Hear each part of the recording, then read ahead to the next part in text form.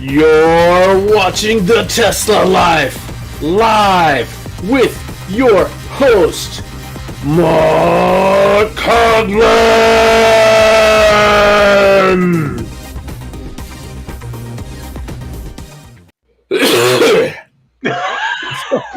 Hello, everybody. Sorry. Welcome to the Tesla Cough. Yes. Episode number 417, the 25th of June. Yeah, that was a great intro, Patrick. And then all of a sudden, boom. Yeah, it was a little rough on my throat. I got to work on that.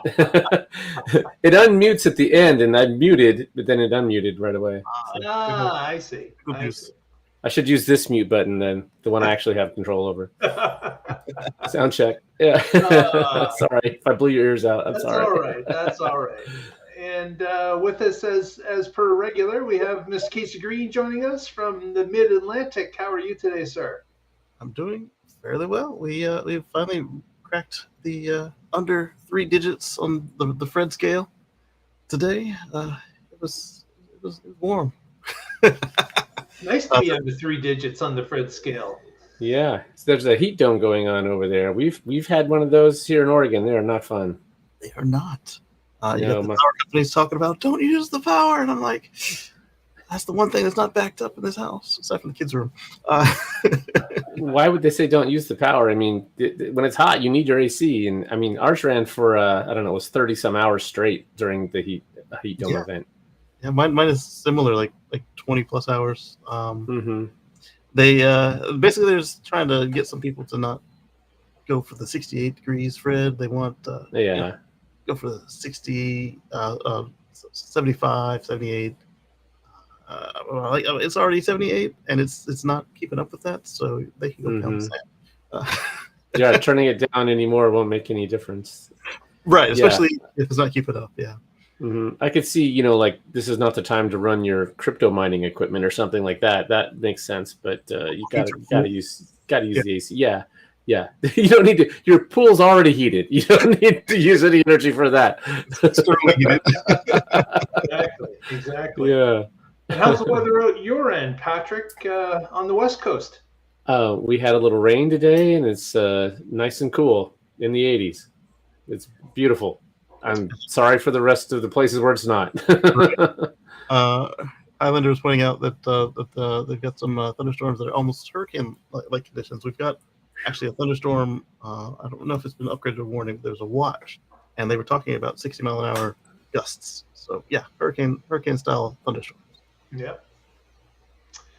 Well, let's talk about the hurricane that rolled its way through Austin recently, and that, of course, is the news that RoboTaxi did a launch. And it was Sunday, and they actually launched on Sunday.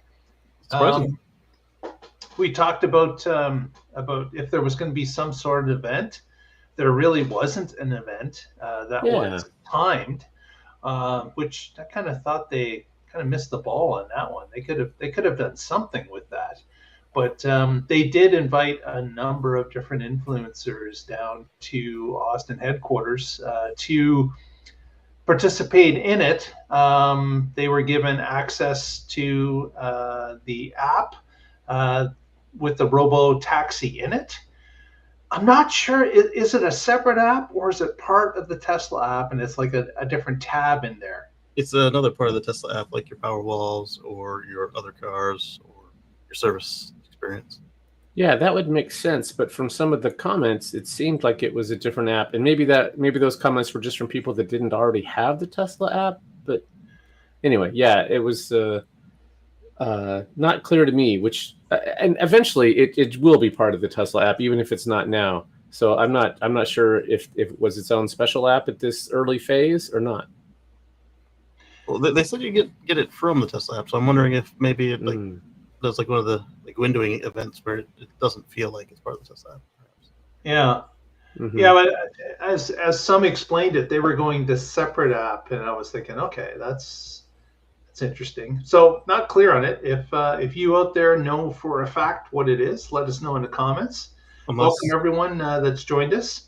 Yeah, unless it's a case of the beta test, people are true. outside of the Tesla app, and everybody else will get it in the Tesla. Yeah, Right. it could be something that I would think that eventually it would be part of the Tesla app, the regular app, but I guess there's going to be the case where some people are not going to have a Tesla app installed already and have to install a package at any point. So it'll be new for them. But I have a feeling it's all going to be rolled under one umbrella if it isn't already. I don't see any reason not to, because if you just have solar or just Powerwall or any combo of any of their products, they want you to be able to accidentally swipe into the other one and be like, oh, I didn't know they had this. I want this. Yeah, exactly. Even they're doing that for third-party charging, right? It's still the same app. So I'm sure this will be rolled in, like you said, Mark. If it's not already, it definitely will be. So they rolled out about 10 vehicles apparently in Austin, and there was a limited or a geofenced area that they were all running in, basically 10 miles across, from what I understood. So certainly the downtown core was covered, and they were rolling around and being hailed by about 20 influencers that seemed to be all there at the same time, maybe 15, and they were prompting the car, trying to get the car to pick them up, which of course it did. There are several videos out there. We've shared some of them on our X feed, but I found it interesting that there was a charge to use it, and of course the charge was $4.20. So another play on not surprising, $4.20. And here's another cool little Easter egg that was rolled in, is that right on the screen where it's showing you the cost of the ride, there was a button that said tip. Oh. And if you pressed the tip button, the interface would bring up an Easter egg that Tesla created, and it said, "No driver, no tip, but thanks anyways." And display an icon of I think the hedgehog dressed in some cyberpunk look, but there was, there's no tipping because there's no drivers. What it basically was saying.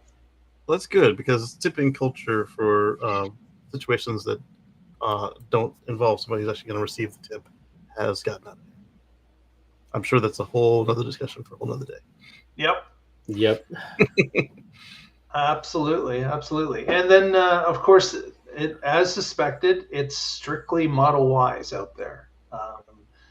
And Elon had indicated that these are not special hardware Model Ys. These are just the regular ones off the factory floor, but they do have a different FSD software. So there's how much of a different software it is, not just maybe the ability to be summoned and to show the passenger the price and all those type of things, and the routing and all that. But there could be certainly some changes that the FSD team has been keeping to themselves internally for the launch of this, because of course there's going to be some issues out there. There's going to be some successes. Patrick, you were saying that one of the influencers actually had a little bit of a bump in the road. What did you see? Yeah, Kim Java had a video of her trip, and one of the things that happened was a phantom braking event. And if you've been using FSD, you know that those happen occasionally. Although they've gotten a lot better. When they first removed the radar, it was happening a lot, and I haven't had one in months. So I was actually surprised to see that happened on her ride. But when it's this early in a program, you expect to have hiccups like that. It's going to make a few mistakes, and that's to be expected. you have to walk before you run, which is why they're doing geo-fenced and relatively low-speed areas, and these are all going to be resolved. You know that immediately got flagged by the safety passenger that's in there, supervisor or whatever you want to call them. And I don't know, what was your term for them, Casey? You called them a hall monitor. Yeah. Yeah, that's kind of a funny one. So and I don't hold that against them. That's just part of the process. Is these little gotchas are going to happen, and hopefully they're small things like that, and not don't cause the car to be rear-ended or any injuries or anything. Certainly. So yeah, that's one of the ones that I saw. Yeah. As you mentioned, one sec, Casey. As mentioned, the hall monitor. There is a passenger from Tesla, employed by Tesla, that's sitting in the passenger side front seat, and it appears that that the steering wheel and pedals are all accessible. They're there in the driver's compartment, but of course, no one sits there. So the hall monitor makes sure no one does anything crazy, and they're also there to, of course, monitor the situation as the drive goes along. Sorry, Casey, I interrupted you. They're also checking your apps, make sure that you're actually in the program when you get into the vehicle. I found that to be an interesting detail. One of the folks that I was watching, he got in and his monitor had to push the emergency stop because he felt that the car was going to get a little too close to the back of a reversing UPS truck. So reached over, pushed the button, and it looked like the UPS truck and the car were going for the same parking spot. But the UPS driver was already in reverse. He might have had a signal on, and yeah, it might have been a case of who was right and who had right of way and whatever. But who reached and pressed the button? The guy in the passenger seat, front passenger. Okay. Yeah. The Tesla employee. Tesla employee, correct. And so, just like in real life, it whether or not you had the right of way, you had the one guy in the much bigger vehicle who had limited visibility. Physics right of way. Physics right of way, exactly. Let's see how that one plays out. Prior to this, I had suggested that perhaps the reason they were there was, aside from this, the discouragement of tomfoolery that unsupervised humans get into, was that they might have been the folks who would be doing the remote rescues when the car phoned in, and they were just getting firsthand experience for what the customer sees and experiences. They very much, I don't know if anybody really talks to them during the rides or if they just don't talk on video, but it looks like everybody's treating them like the help, basically. And I have seen a couple of them, say goodbye, have a nice day, that sort of thing. But and then the handful that say, hey, let me see your app. But it's a little weird the way talking about them and the service while they're there, and they don't react or chime in or even look at you. A lot of them had sunglasses and their beverage. Some had no beverage, and they're all just sitting in the seat. Yeah, I wonder if they were instructed not to pretend like that person isn't there. Right. It's almost what they've seen. Yeah, somebody started to mention something about conversation, but the YouTuber cut it off. So I was like, that would have been nice to know why these people are all sitting there like statues. Yeah. You had mentioned about the phantom braking and such. I don't know if it's a size thing or a legacy thing, but mine rarely had any incidents of it, even when the Model 3s and Ys were doing it like crazy. It has done a few, usually after they had fixed all that. But from what I saw, I watched about 3 hours of it. Not like, I had it on while I was doing stuff that it needed doing or while the baby demanded attention. And it looked, you could clearly tell it wasn't the same FSD that we're running, but it looked so related, as if the reason that we haven't got an update in 6 months was because this is that. And I can't wait to see what we see for the Hardware 4 and Hardware 3 people to see what was learned from that, because it was so very smooth, and it didn't look like it was anything different other than the added interface on top of it, as far as the backseat screens and the pullover now, the stop in lane, those buttons. It's definitely a special South Austin build, though. that was their focus for sure. And there was a couple instances like this one where there was an emergency vehicle that came up behind the ride, and it was going. I believe it was a fire truck or an ambulance going to a emergency, and the vehicle did signal and go over to the side of the road for the emergency vehicle as it went by. So it's looking like obviously they've taken that to heart to figure out how an emergency vehicle needs a clear way, and it appears that the vehicle did move over because of it. So that's great. Another thing that in a separate ride was that someone decided that they were going to test the vehicle's ability to know whether or not the trunk was open. So when they got out of their vehicle, they pressed the trunk button to retrieve their bag, and then they just left the tailgate open and walked away from it.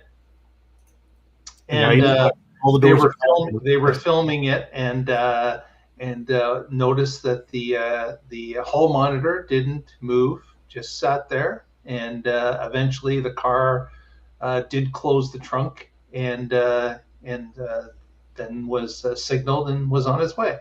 Cool. But now you know why every door is powered on the RoboTaxi, the platform.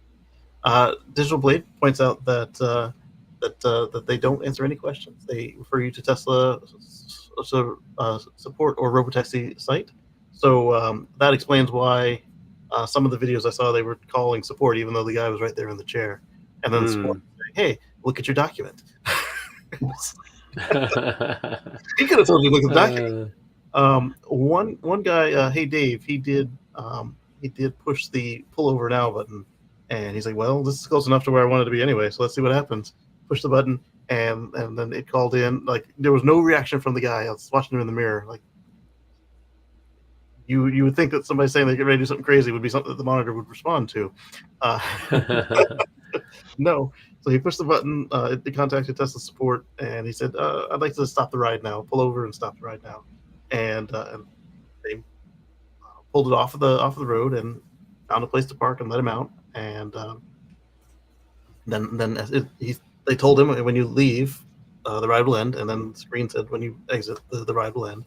But then the screen came back, said you're on support, because support was waypointing the car to not stop where it was trying to just put the initial pull off. He looked on the map and said, come closer to here.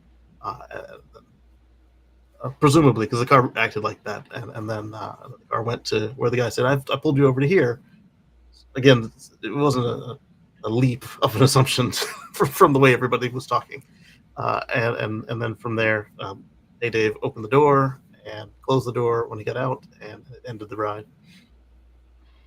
Yeah, so a few things were tried, and aside from maybe a phantom brake, that seems to be about the worst thing that I saw reported with the multiple rides that happened on Sunday, and are still continuing Monday, Tuesday, and today.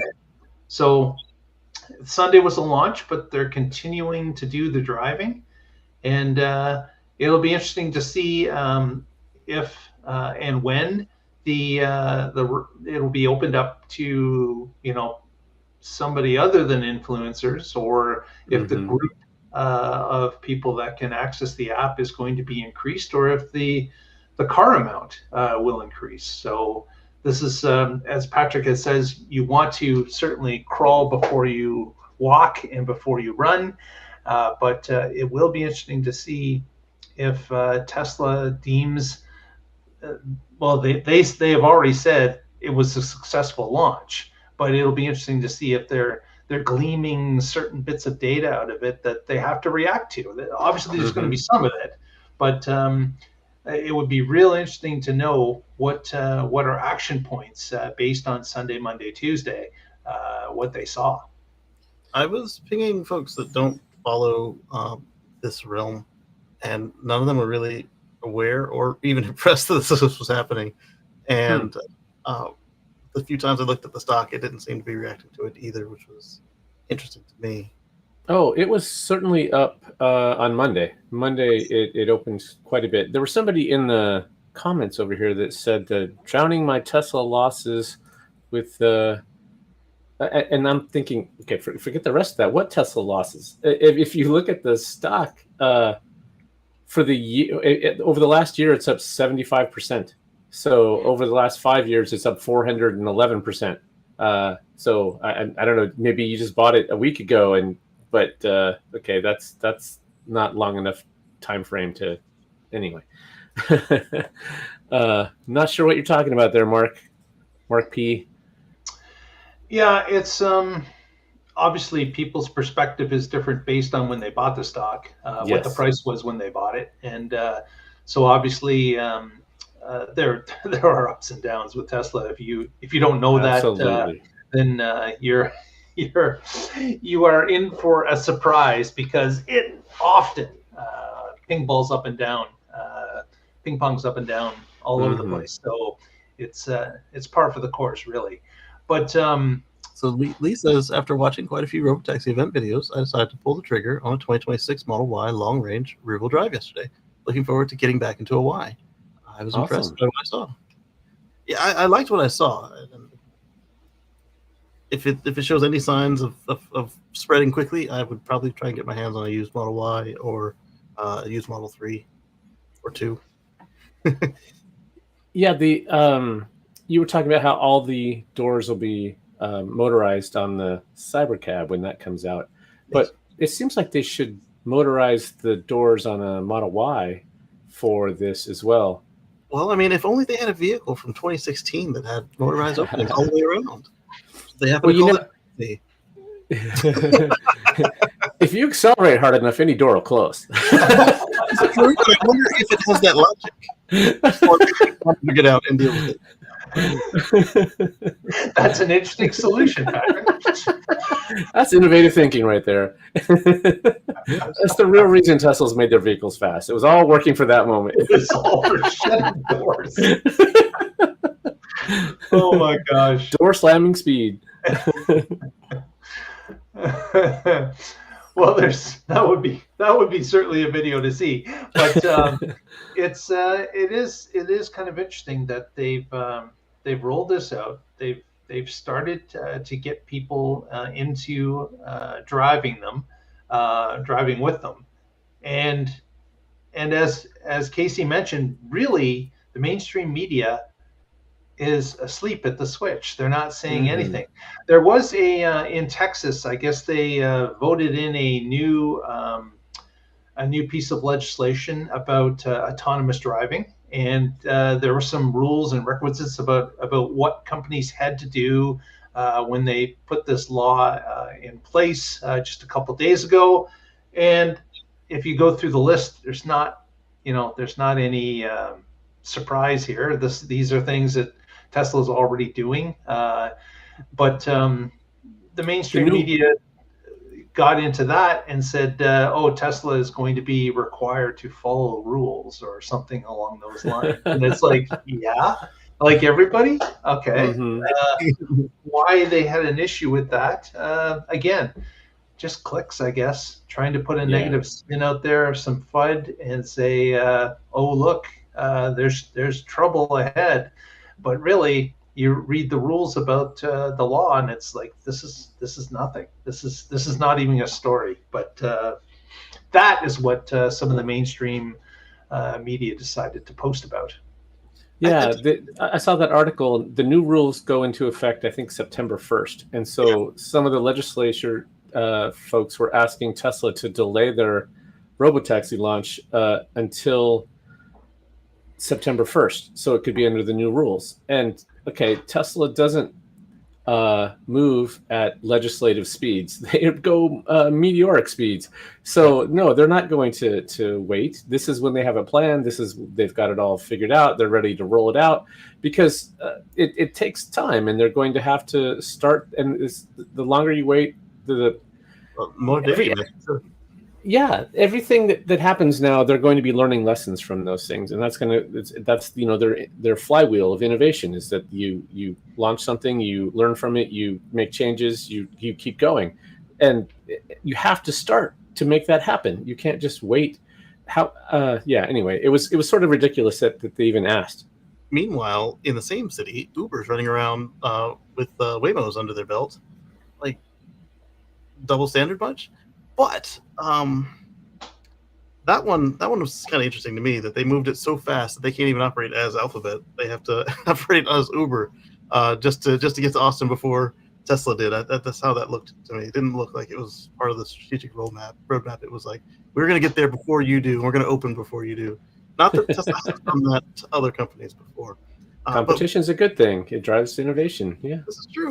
One comment about that that request that got me was the articles I was reading framed it as they want them to wait to September or commit to abiding by the rules when they come out, or commit to abiding by the rules now. Like all of those things was just like the weirdest statements I've ever heard. Like, why would they wait till September if they're already ready to deploy now? That's whether they commit to the rules now or not doesn't really matter if the rules aren't done. And if they don't commit to the rules when the rules come out, then that's a self-solving situation. Right. Depending on the penalties are written in there, absolutely. Yeah. And Tesla's doing a lot to make sure that this is safe. I mean, that was one of the big concerns, is that, they're not going to be safe. They're just going to throw this out and use the move fast and break things Silicon Valley method. And that's not what they're doing. Exactly. I just thought I'd share a picture of the back seat screen. Yeah. And you've got, you can see that you've got the pullover button. You've got the support button. And you can set the AC, I guess. Looks like it was at 68 Fred for this drive. Yeah, Casey, you'd be getting yelled at if you have your... This is your power speaking. Turn that up. And of course, the map is showing the route that the car is expected to take, as well as its arrival time at the destination. So, and then of course the time and the exterior temperature as well is displayed on screen. I saw comments about how much of the Tesla Cloud profile is implemented here, and then Elon retweeted it because several people, including Chris Sturdy Tesla, mentioned that as they went from car to car, like it picked up exactly where it was in the song when they left. Awesome! Yeah, and then the temperature adjusts as well. I guess if you had it set at all, because I'm seeing on some of them, like you'll see a guy get in back-to-back rides and the temperature will change.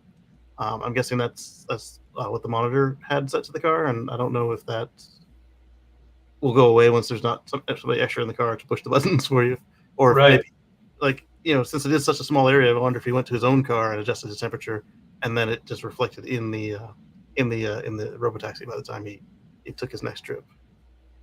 Yeah, it could be. Also, the entertainment options are front and center of the screen. You can click upon and jump to those entertainment options, and of course, the map screen goes away and is replaced by that. Mm-hmm. That's pretty cool. I know that the main screen interface is not much different than what you would have on a Juniper Model Y. The map and the distance to destination is displayed slightly differently. It's not quite the same display you guys saw in the those guys who got to ride in the RoboTaxi and the Wii Robot event. It's not quite the same interface as that, although they are clearly related. Mm-hmm. Yeah. Games on it. You have to bring your own controller for some of the games. I wonder if you do, because I believe it was Chris, 30 Tesla, pointed out, put up the Marquez Brownlee predictions for the future. Humans predicting linearly in an exponential world, as if it was a gotcha, or hey, it's time to eat your hat. I'm not sure what was going for there, but it was Marquez predicting that this isn't going to happen anytime soon, with no driver in the seat this year, et cetera, et cetera. And He looks up at the driver's seat. This was on my 2025 bingo card at Cars with Cords. In January, I posted a what to expect from Tesla in 2025, and I did not predict that they would have a monitor in the front seat. I was thinking they would have remote monitors, and starting out with one per vehicle, watching the entire ride remotely. But they'll probably get to that phase this year sometime. So maybe these people in the seats are those people. Right. This is their training. That now they're seeing it from that seat, and then later they'll be seeing it from a monitor at a support center.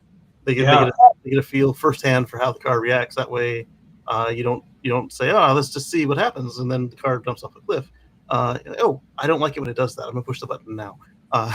Right, and they get to hear what kind of things the passengers say, and what, like you were talking about Dave Lee and what he did, and okay, so now that person has that experience, and yeah.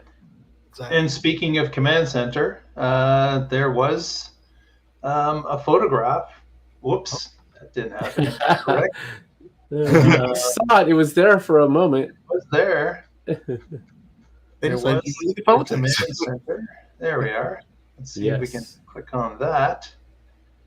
And they had this was the command center for RoboTaxi, and they had some photos taken from inside, and you could see the wall of monitors and the monitoring of the multiple vehicles and the camera views, I'm assuming, of individual vehicles that are en route. So if you zoomed in, you saw that at this point in the day, and I'm not sure what point it was, but this was some point on Sunday, they had 112 rides. They've traveled almost 500 miles collectively. And obviously that's going to ramp up exponentially based on the number of rides throughout the weeks and days and weeks and months. And you add more cars to it, and of course it jumps even further. But you can see that in the upper middle 3 monitors, it appears that these are 6 camera views from that single vehicle, looking at the side pillars, the front, the back, and so forth. And then you've got a mapping showing a number of different, looks like vehicles on the road, different points in the city. Another map showing the geofenced area that Tesla was limiting rides to. And then I'm not sure what the spreadsheet is, but it had green and yellow flags within the spreadsheet. So maybe it was a wellness survey of the 12, 15 cars that are on the road. It probably shows which ones are occupied and what percentage they are through that trip and stuff like that. Yeah, and Elon posted a photo with the staff later in the day, indicating it was a successful launch. Things were going great, and it's got. Oh, there's a close up of the rides, the miles, and 35. It's fuzzy. I can't read what it says, but 35 somethings. Not quite sure what that is. And then above, you can see some of the zoom in of the bottom 3 cameras on that particular car. Yeah, I wonder if 35 is the number of like people who've used it. Maybe, I don't know. Maybe, yeah. But I thought it was cool to have that bank of 10 monitors, which makes sense. If you've got this high profile launch. The staff is going to want to know all the data they can get, and certainly having visual live data is something that they'd be all over that. That would make complete sense to have that type of access. Yeah, that reminds me of at the Hawthorne Design Center in the lobby, they have a screen showing supercharge events around the world, and they have tallies and things like that. I think they've closed that supercharger location, and so now it's not open to the public like it was back then, which is too bad. I believe it was something to do with being SpaceX headquarters, And for security reasons, they couldn't have the public just wandering in supercharging. I did get yelled at by security when I was there because I was like, "It's the rocket! I'm gonna go see it." He was like, "No, you can see it from the other side of that fence." I'm like, but it's here. Okay. Patrick. We know that guy. Oh, they warned me about you. Yeah, so that's very interesting that they that obviously they're going to track all of it, but to be able to, I wonder if there's any remote ability besides the ability to just watch. Is there any remote access to be able to maybe, correct a car if there's trouble or if there's an issue? I wonder if that would be the case in the future when the hall monitor is no longer with the car. Yeah, I think they'll absolutely have to have some method of intervention. In fact, Ashok said that if the car gets stuck, they'll be able to help it out. They won't take over fully, but they could give it a route suggestion or something like that. Mm-hmm. Yeah, so that's going to be interesting. There were some people commenting on having the hall monitor in the car and how that was a crutch that Tesla shouldn't need at this point. And I was like, you know what? You really should put safety first, especially if you're rolling it out for the first time. Like I really think that that's not a crutch to rest upon. It's something to show that your customers that you're easing them into this. You're letting people know that yes, it is a launch. We're just starting, but we do have this safety passenger just in case if something does go awry. We want to err on caution because this is such a big event, and we want the driving public to be comfortable with what we're rolling out, and having another human in the car to be able to react is probably, I would say, a good thing to do. Yeah, absolutely. I mean, the service now known as Waymo, they used to have people in the car, and we can see some of the incidents that have happened on services that didn't have somebody in the car don't always make the right choice. I'm not saying that there aren't going to be any incidents, any accidents, any mistakes, but early on, it's not a bad idea to get a feel for it. And we saw what happens if you aren't properly prepared for a signal dropout. Same situation there. This is not a bad move. It's not like they're in the seat ready to take over. They are in another chair, and we've seen how many. This what has this been a week now? We've seen how many. Not even a whole week since Sunday. We've seen. I saw the one stop button, and then you guys saw a phantom brake. Have we seen any other?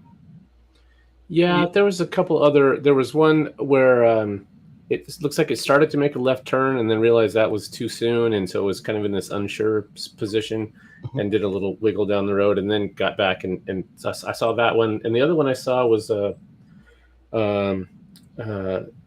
let the passenger out. It stopped, and the rear of the car was still partway in the intersection. So that was not the best place to stop. Right. So yeah, little things. But anything where the monitor has reached over and hit the e-stop, other than that one? And probably the monitor has also been instructed that let the car make some errors if it's safe, because we want to record that and look at why the software chose that path, or we could use that as training information for the next ride. Yeah, I mean, it may have been a case that there was a passenger in the vehicle while it was barreling at the back of a truck. That prompted them to take over instead of seeing if the car would do the right thing. Because another incident, somebody was out of the car and there was a truck maneuvering and the monitor didn't touch anything. Exactly. Yeah, you don't want a fender bender at this phase of the program. So yeah, it makes sense to be cautious. Because anybody approaching that would say, "Oh, it was the guy, the car with no driver that did this," even if it wasn't at fault. Yeah. So, what are your guys' thoughts? Was this successful? Is this underwhelming? Is this just where they should be? What do you think from what you've seen in the last few days? Go ahead, Casey, or I can go. Oh, sorry, I was looking at the comments. One more time on the question. I'm sorry, Casey, did you ask for the question again? Yes, I did. Yeah. I'm asking, based on the 3 days of data you've seen, people that have posted what their ride experience was like, do you think this has been successful? Has it been underwhelming? Has it been where they should be? Where do you weigh this? The fact that it is whelming is a good thing. We didn't see any headlines about how major failures, and the fact that the general public isn't just like, this is magic, is also kind of a good thing. It's just like driverless Uber. It's a service that's available now. The technology has been there, and I can't wait to see what the general public thinks of this as they come across it. But I think this was smooth, and it was as good as we could have expected, other than had they tried to do the whole, new car, driverless completely, as far as like no monitors, no nothing, and it was, the cyber cab instead of the RoboTaxi. I think this was the right way to do it, and it was very smooth. Patrick? Yeah, I'm pretty excited about this. Yes, it's not doing everything perfect on day one, but that's okay. What they needed for this first week is to have successful trips, to not have crashes, to not injure anybody, and that's what they've done so far. So, and again, like I talked about, that enables them to move from crawl to walk, which is when they're going to remove the hall monitor from the vehicle. They're going to scale it to more of Austin. They're going to take on a second city. One of the things you talked about, how Uber raced to get into Austin before Tesla did, and that's great. But how long has not Uber, Waymo using Uber? Yeah, that they've partnered to make it happen, and that's fine. But how long has Waymo been doing this, and how many cities do they cover? They have been moving at a snail's pace, and Tesla is taking a different approach. They are doing it in a way that is scalable, can grow much faster. So I'm reminded, this is a bit kind of a silly little story, at much smaller scale. In college, for my senior project, we had to do this 3D modeling software app. And so the first phase was just a simple 2D paint. The second phase was you had to rotate it and make 3D objects, and then you had to do shading in the third phase. And so I read all the program requirements, and for the first phase, I'm working to the last moment, and I turn it in, and I'm comparing notes with some of my classmates, and they're like, the first phase was easy. Why are you stressing over this? And I'm like, well, I looked at all the stuff that needs to happen. I built the framework for all of it. I stubbed out the parts I didn't need. And what I have is now for the phase 2 and 3, I just plug in these parts. And they were like, oh, why would you do that? That's so much work. Well, they ended up failing in steps in phase 2 and 3 because they didn't do the work ahead of time. And then they had to try to cram it all in and like rewrite a whole new application instead of doing this phased approach. And so Tesla from the beginning has been doing the hard work. They haven't been using crutches like LiDAR and other things that sure will get you to 80%, but they're not going to get you to the 5/9% that you need for a reliable system that's scalable. And that's why I think camera only is the right solution, because the other ones are crutches. They're going to get you most of the way, and then they're going to fail. And then you're stuck and you're going to have to start over like my classmates did. So that's why I'm excited about this. And I want to have this work because there are people that have limited mobility, and that can be devastating. If you are visually impaired or have seizures or who knows what, don't have the reflexes because you're 85 years old or whatever. This is going to be great for people when it's available for, like almost any populated area. You can just click a button, have it show up and take you to whatever social event, groceries, getting your prescriptions, whatever you need. If you have mobility, you have freedom. And that is so important because there are people who end up locked in their homes, don't have that support of a network, and end up dead because of it in some horrible cases. So this is awesome, and it's great to see the technology advancing. Yeah. Another, to build on what you're pointing out there, another not using the crutch, their cars don't stand out, so they're less likely to be targets during a citywide riot. They're a lot less expensive to deal with should you need to replace one. And with them being straight off the line, they actually are still in production, unlike the base for the Waymo vehicle. They need to find a new base vehicle to put their skateboard sled top hat thing on. So yes, yeah, you're not going to be able to scale very quickly if the cars cost $200,000 with all their sensors.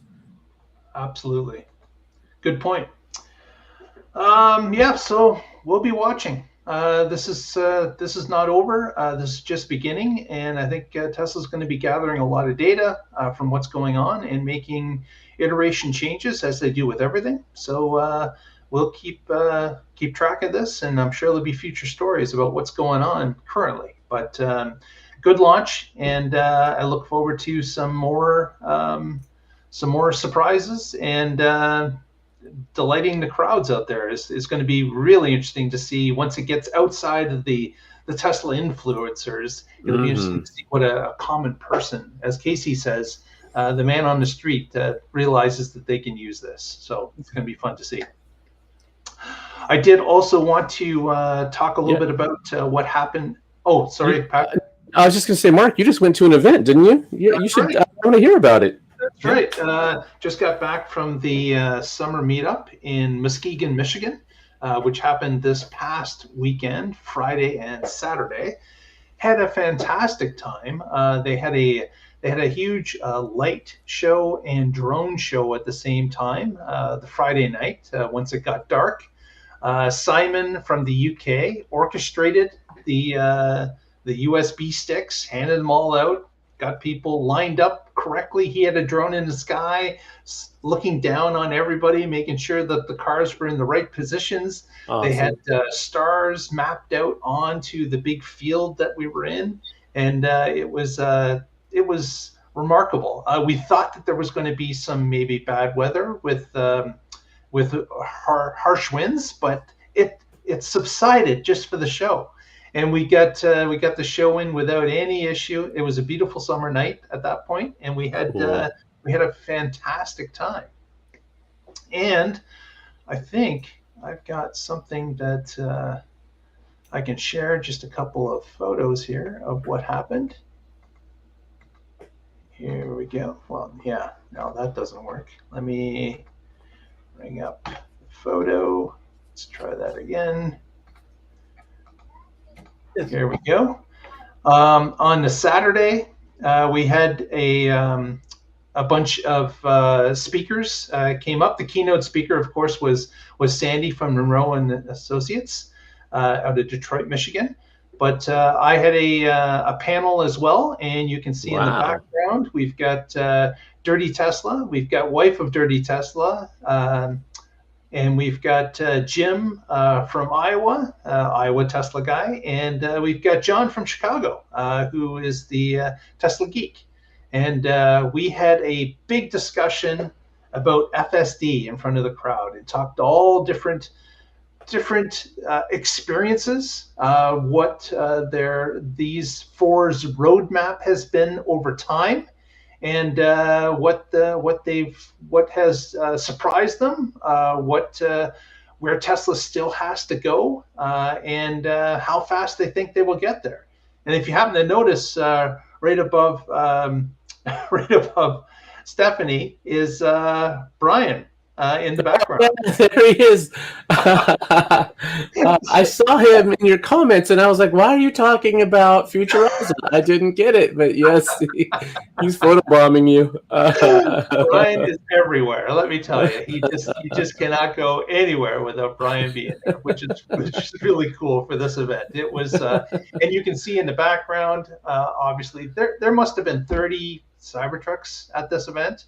Wow. Probably about 180 different cars were involved in the light show itself, and it obviously is getting bigger and better every year. So this is my second year there, and the crowd had increased dramatically from last year. So word's getting out. They had vendors, they had food, they had obviously these nice tents built up for people not to be sunstroked as they listen to the different presentations. But it was a fantastic time. Awesome.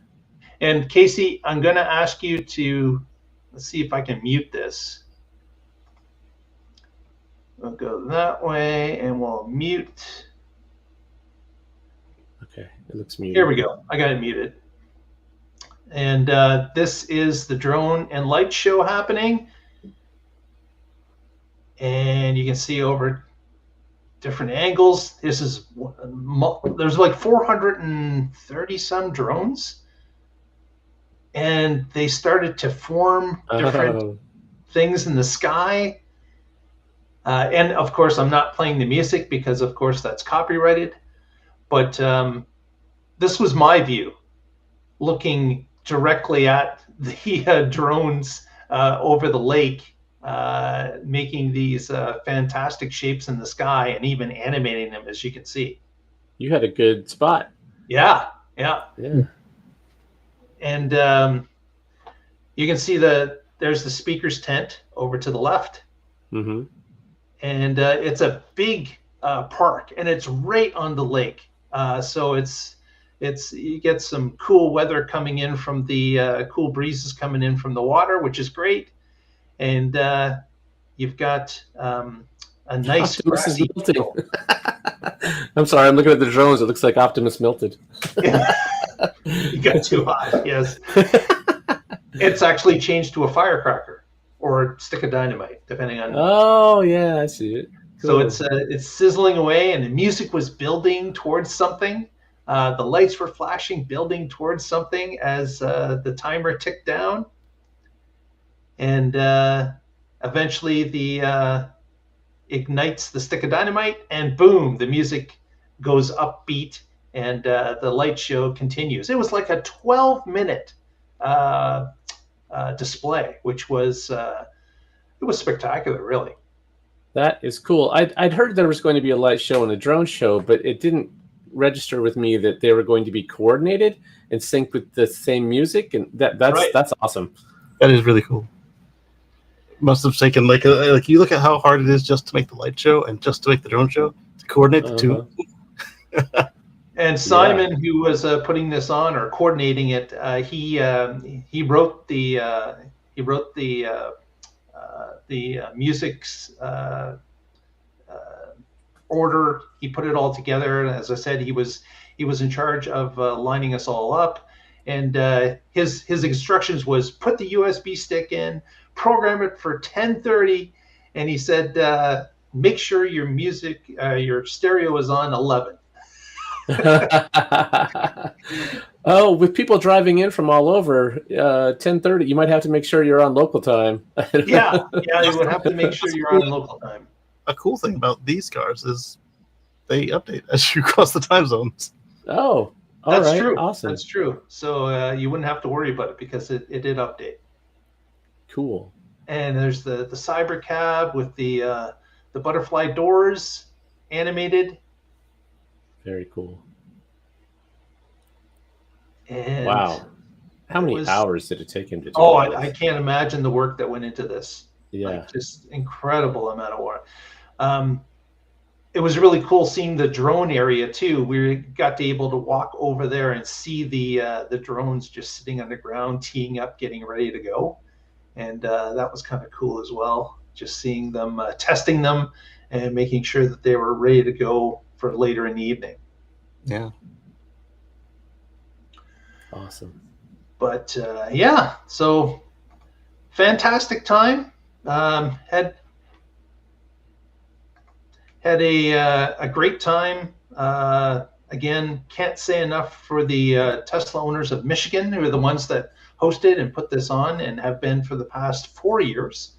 And the event's getting bigger and bigger, and hopefully we'll see more of you out there next year, because it'll happen again. So we'll get those dates in the future, and get yourself down there, because it was a great event, and not only just what happened there, but of course the people you got to meet and discuss things with, and hear ideas and viewpoints, and it was a fabulous time.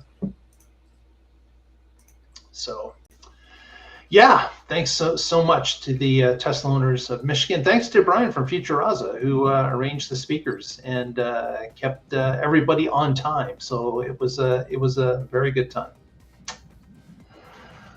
With that said, I think, oh man, we're almost been an hour tonight. So just 2 topics, and we had a lot to say, I guess. But it was a bit of a launch, so I completely understand that. But let's go on to shout outs. Casey, what do you got for us? We get to do it all over again when they actually do have the party celebration. So catch our other shows, the Express shows, over at the same time and place on Friday and Monday. Catch me and whoever is joining us over at youtube.com/Casey Green or x.com/gcustom. My camera is all out of whack, so I'm pointing at hopefully the right thing today. And thank you very much. Yes. And Patrick. As always, I'm with the Oregon Electric Vehicle Association. You can find us at oeva.org. And the website's having some problems. If it doesn't work, put the 3 W's in front. I know it's not 1995 anymore, but that'll fix the problem that they're working on it. We have an event coming up on July 10th. It might not be as cool as the one that Mark just went to, but it's at Summer Lake Park Picnic Shelter. And so, some fun in the sun with EV-loving friends. And so if you're in the area, check that out. And I blog occasionally at carswithcords.net, where I write about my future free from fossil fuels. I've been writing a lot lately. So yeah, go check that out. Leave me a comment. Any reason you've been writing a lot lately, Patrick? Well, I retired in November, so I've had this whole big queue of like stuff I wanted to do, but work and life got in the way. And so now I finally, however many months later, got down to all the honeydew list of things that I've had. My initial retirement felt like more work, but now the deck is done and all that other stuff. And so, yeah, I get to play with some of the stuff I want to do. Excellent. Well, thanks so much for joining us this week. And of course, you can follow us throughout the week on our X feed at the Tesla Life. And we'll be updating things as we see them hit the news. And we'll get together next time. And together we'll find out what's happening in the Tesla Life. Thanks, Lee Moon, for the music we use. And special hello to Highlander, who was with us today. He was also at the Meetup in Muskegon. Cool. Stay positive, test negative.